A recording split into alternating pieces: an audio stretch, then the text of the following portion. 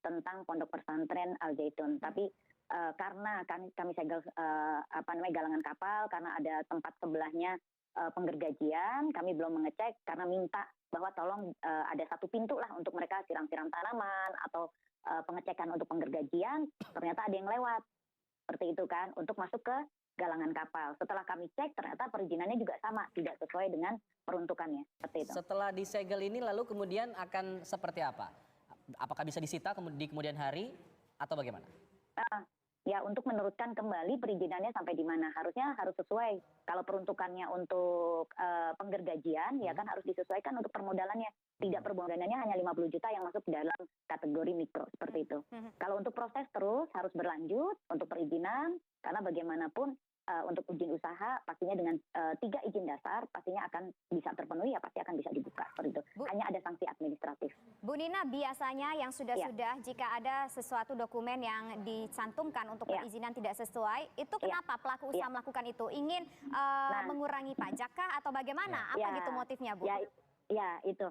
Bukan hanya Al Zaitun aja, memang harusnya bagi para pelaku usaha untuk berizin usaha harusnya juga harus membaca lah. Kita tidak menutup atau kita tidak mempersulit suatu usaha karena memang perintah dari Pak Presiden adalah bagaimana mempermudah untuk investasi ada di semua kabupaten lah.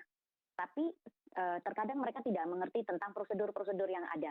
Dengan mereka memasukkan OSS, mereka NIB-nya keluar, tapi izin usahanya memang ingin dapat mudah lah seperti itu. Dan kebanyakan mereka hanya membangun dulu, baru izin dilanjutkan setelah disegel. Jadi kebanyakan tuh diam-diam dulu. Padahal kan jangan seperti itu ya, ini untuk meningkatkan kesejahteraan pada masyarakat. Tercatat tidak, Bu? Tercatat tidak berapa potensi kerugian negara dari 2 izin usaha ini kalau seandainya ternyata berlanjut dan tidak sesuai administrasinya tidak dipenuhi, Bu?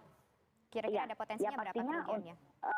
Kalau untuk kurang lebihnya pasti harus dihitung dulu karena ini nanti masuk kategorinya ini dengan hal yang dia luas lahan 7 hektar ini kan hanya 50 juta, berarti kan kerugian sekali untuk untuk satu daerah ya. Harusnya kan itu masuk dengan menengah ke atas. Kalau ini kan jadi masuk ke mikro dengan 50 juta dengan luas lahan yang 7 hektar. Dengan 7 hektar akan ada perhitungan kembali yang memang harusnya untuk apa sebenarnya? Apakah masuk dalam untuk penggalangan kapalnya ini penggergajian atau galangan kapalnya seperti itu. Baik, nanti kita jadi akan ini kan tunggu masuk langkah selanjutnya. dalam hal kecil seperti itu. Baik, terima kasih Ibu Nina sudah bergabung.